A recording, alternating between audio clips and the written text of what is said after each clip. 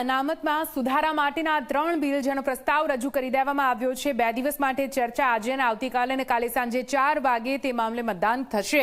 પણ આપને સમજાવીએ કે આખરે આ બિલ કેમ મહત્વનું છે, તેમાં કઈ રીતે સુધારા કરવામાં આવ્યા છે અને તે બાદ મહિલાઓની અનામત આખરે કેટલી રહેશે। પરિસીમન સંશોધન બિલ રાજ્યસભામાં અને લોકસભામાં બેઠકો કેટલી છે? અત્યારે 540 જેટલી બેઠકો છે અને પ્રસ્તાવ 815 બેઠકો એટલે 815 જેટલી બેઠકો વધીને થઈ શકે છે। આ એક આંકડો અહીં આપવામાં આવ્યો છે। સાથે સાથે કેન્દ્ર શાસિત પ્રદેશમાં લોકસભાની બેઠક અત્યારે 19 છે, જે પ્રસ્તાવ બાદ પહોંચશે 35 ઉપર, વધારીને 35 પર પહોંચાડવામાં આવશે।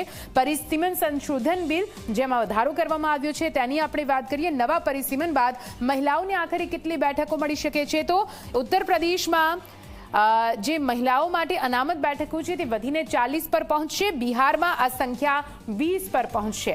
અલગ અલગ રાજ્યમાં આખરે જે મહિલાઓની અનામત બેઠકો છે તે કેટલે પહોંચે તેની વાત કરીએ। મહારાષ્ટ્રમાં 24 છે, પશ્ચિમ બંગાળમાં 20 પર આંકડો પહોંચી શકે છે। આ સાથે સાથે અન્ય રાજ્યોની પણ આપણે વાત કરીશું। અન્ય રાજ્યોમાં પણ કેવી રીતે આ જે ગુજરાતની વાત કરીએ, ગુજરાત ખૂબ જ મહત્વપૂર્ણ બની જાય છે। 33% બેઠકો સાથે અહીંયા 13 જેટલી બેઠકો ગુજરાતમાં મહિલાઓના નામે થશે। તમિલનાડુમાં પણ આંકડો વધ્યો છે, રાજસ્થાનમાં 13, જ્યારે ઉત્તર મધ્યપ્રદેશમાં પણ 15 જેટલી બેઠકો છે જે મહિલાઓ માટે અનામત રાખવામાં આવશે। રાજસ્થાન અને મધ્યપ્રદેશની વાત કરીએ। ઉત્તર ભારતમાં વર્તમાન સમયમાં કેટલી બેઠકો છે? તો ઉત્તર ભારતમાં 206 બેઠકો છે, જ્યારે પશ્ચિમ ભારતમાં 76 જેટલી બેઠકો અત્યારે મહિલાઓના ખાતામાં જાય છે, મહિલાઓના નામે, મહિલાઓ માટે આરક્ષિત છે। દક્ષિણ ભારતમાં આ બેઠકોનો આંક 129 છે, જ્યારે પૂર્વીય ભારતમાં આ બેઠકનો આંક 88 છે। 88 બેઠક પૂર્વ ભારતમાં મહિલાઓ માટે અનામત રાખવામાં આવી છે। પૂર્વોત્તર ભારતમાં 26 બેઠકો અનામત છે, જ્યારે કેન્દ્ર શાસિત પ્રદેશોમાં આ આંકડો 19નો છે। 19 બેઠકો અત્યારે મહિલા માટે અનામત છે।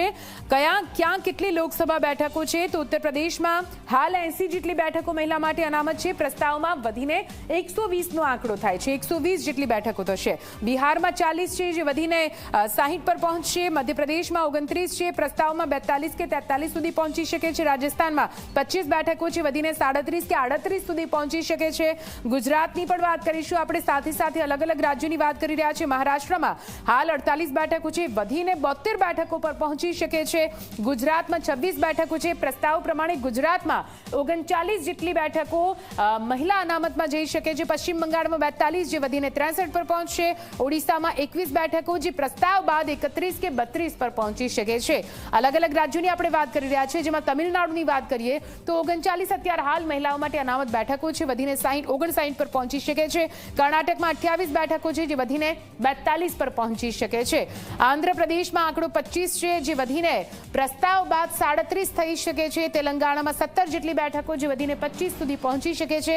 અને હવે જોઈએ નારી વંદન વર્સિસ પરિસીમન। સરકાર 2029માં મહિલા અનામત લાગુ થાય તેવી વાત કરી રહી છે, જ્યારે વિપક્ષ કહે છે કે 2029 માટે સહમત, પરંતુ વિરોધ યથાવત રહેશે। આ વિરોધ કેમ કરવામાં આવી રહ્યો છે તેને લઈને વિપક્ષ દ્વારા અલગ અલગ પોતાના વ્યૂઝ, પોતાના જે મંતવ્ય છે તે મૂકવામાં આવી રહ્યા છે, એટલા માટે ચર્ચાને આગળ વધારાય છે। સરકારનું કહેવું છે મહિલા આરક્ષણ માટે પરિસીમન જરૂરી છે। વિપક્ષનું કહેવું છે વર્તમાન બેઠકોના આધારે લાગુ કરાય 33% બેઠકોનો જે નવો કાયદો, જે સુધારા સાથેનો કાયદો છે, તે મહિલા આરક્ષણ માટે પરિસીમન જરૂરી હોવાનું કહેવું છે। વિપક્ષ કહી રહ્યું છે કે વર્તમાન બેઠકોના આધારે આ જે 33% અનામતની વાત છે, મહિલા અનામતની, તેને લાગુ કરવામાં આવે, પરિસીમનની આમાં જરૂર નથી। સરકાર કહે છે કે 2011ની જનગણના આધારે પરિસીમન અત્યાર હાલનું છે।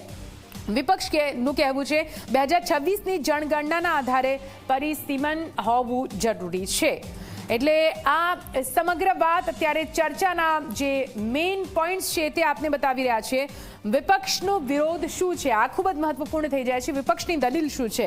તમિલનાડુ અને પશ્ચિમ બંગાળની ચૂંટણી વચ્ચે વિશેષ સત્ર કેમ બોલાવવામાં આવ્યું? શું ચૂંટણી પહેલાનો આ એક મોટો દાવ, મોટી રણનીતિ કેન્દ્ર સરકારની ભાજપની છે તેવા સવાલ ઉઠાવવામાં આવી રહ્યા છે। સાથે પરિસીમનના હાલના ફોર્મ્યુલાથી ઉત્તર દક્ષિણ વચ્ચે આ સંતુલન જે છે તે વધી શકે છે, જે બેલેન્સ રહેવું જોઈએ તે નહીં રહે તેવું પણ વિપક્ષનું કહેવું છે। સાથે ઉત્તર ભારતમાં વધુ લોકસભા બેઠકો જશે, દક્ષિણમાં તેની સંખ્યા ઘટી જશે અને એટલા માટે જ આ મુદ્દાને લઈને પણ અહીંયા વિરોધ કરવામાં આવી રહ્યો છે। બીજો એક મુદ્દો છે કે ભાજપ પર મહિલા અનામતની આડમાં પરિસીમનમાં મનમાનીનો આરોપ લગાવવામાં આવી રહ્યો છે, એટલે કે બેઠકો જે વધે છે તો બેઠકો વધવાનો સીધો ફાયદો ભારતીય જનતા પાર્ટીને ઇલેક્શનમાં થઈ શકે છે। આ વાતને લઈને જ અહીંયા આ જે પૂરી દલીલ છે તે વિપક્ષ દ્વારા કરવામાં આવી રહી છે।